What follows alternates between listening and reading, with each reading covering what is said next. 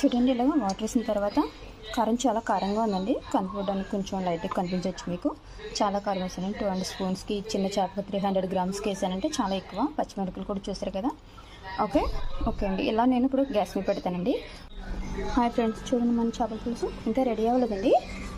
15 minutes తర్వాత నేను ఇప్పుడే జస్ట్ టమాటో సాస్ వేసానండి. టమాటో సాస్ కింద చేసుకున్నానంటే ఇలాగా టమాటో సాస్ వేసానండి.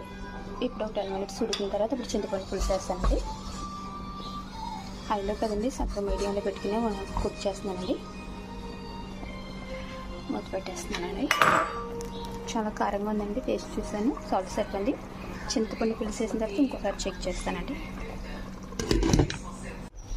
ఫ్రెండ్స్, ఆల్మోస్ట్ మన చేపల పులుసు రెడీ అయిపోయిందండి. నేను టేస్ట్ చూసానండి. చాలా అంటే చాలా బాగుంది, చాలా స్పైసీ. ఓకే, నేను 2 చేతులతో ఒకసారి